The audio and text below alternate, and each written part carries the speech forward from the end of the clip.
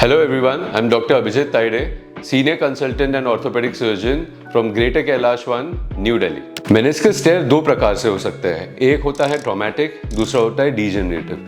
Traumatic जो injury होती है वो हो सकता है गिरने से, ट्विस्टिंग से या फिर कोई साथ ही साथ लिगामेंट इंजरी के साथ, जैसे ACL जो सबसे कॉमन है। दूसरा होता है डीजेनरेटिव। डीजेनरेटिव होता है एजिंग के कारण, जैसे ही ऑस्टियोआर्थराइटिस आना शुरू होता है उसके साथ मेनिस्कस टेयर भी देखे जाते हैं। मेनिस्कस टेयर के सिम्टम्स क्या होते हैं? पहले तो पेशेंट कंप्लेन करेगा दर्द का, जो दर्द हो सकता है अंदर की तरफ या फिर बाहर की तरफ। मोस्टली पेशेंट अंदर की तरफ ज्यादा कंप्लेन करते हैं। दूसरा स्वेलिंग रह सकती है, और तीसरा जो सबसे इंपॉर्टेंट है वो है locking of the knee. Patient अपने घुटने को अगर बेंड करता है तो वो सीधा नहीं कर पाता है, क्योंकि मेनिस्कस जो फटा हुआ पार्ट है वो बीच में आके अटक जाता है। मेनिस्कस टेयर हम डायग्नोज कैसे करें? अगर आपको घुटने में दर्द हो रहा है, पहले तो आपने एक ऑर्थोपेडिक सर्जन को दिखाना है। ऑर्थोपेडिक सर्जन कुछ स्पेशल टेस्ट करेंगे जिससे हमें पता चलता है कि आपको मेनिस्कस टेयर है या नहीं। दूसरा, हम MRI के लिए आपको बताएंगे, क्योंकि MRI में अगर आपको मेनिस्कस टेयर है वो पकड़ में आ जाता है। ये जो मेनिस्कस टेयर होते हैं, सबसे पहले आपको राइस ये ध्यान देना है, rest, icing, compression and elevation, इससे आपके घुटने का सूजन कम हो जाता है। दूसरा आता है कि इसको ट्रीट कैसे करें।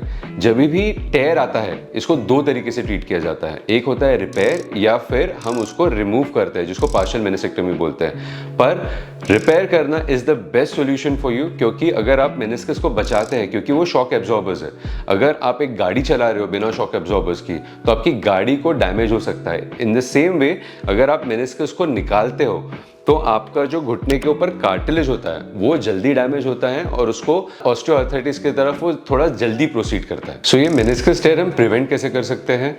मेनिस्कस टेयर अगर आपको प्रिवेंट करना है तो आपको घुटने के आसपास की जो मसल्स है, जो थाई मसल्स है, जो क्वाड्रिसेप्स, हैमस्ट्रिंग्स एंड जो लोअर मसल्स है काफ्स, इसको हमने स्ट्रेंथन किया तो आप अपने घुटने को बचा सकते हो। दूसरा, आप जो भी स्पोर्ट्स खेल रहे हो, अगर वो हाई इम्पैक्ट स्पोर्ट्स है तो पहले तो आपने वार्म अप करना चाहिए एंड स्लोली प्रोग्रेस करना चाहिए अपने स्पोर्ट्स में। And third is the most important, जो आप शूज पहन रहे हो that should be good enough कि वो आपको स्पोर्ट्स में हेल्प करे, ना कि वेरी हार्ड जो आपको दिक्कत दे। आपको एक ऑर्थोपेडिक सर्जन को कब कंसल्ट करना चाहिए आपके घुटने के दर्द के लिए? अगर आपने राइज, जो रेस्ट, आइसिंग, कंप्रेशन, एलिवेशन ये कर चुके हो, और पेन किलर्स लेने के बाद भी अगर आपका घुटने का दर्द नहीं जा रहा है, या फिर आपका घुटना लॉक हो चुका है और आप उसको सीधा नहीं कर पा रहे हो, तो डेफिनेटली आपने एक ऑर्थोपेडिक सर्जन को दिखाना चाहिए। अगर आपको ये वीडियो पसंद आया तो लाइक करिए, सब्सक्राइब करिए एंड शेयर करिए अपने दोस्तों के साथ एंड स्पोर्ट्स एंथुसियास्ट फ्रेंड्स के साथ, एंड जो नोटिफिकेशन बेल है उसे ऑन करिए।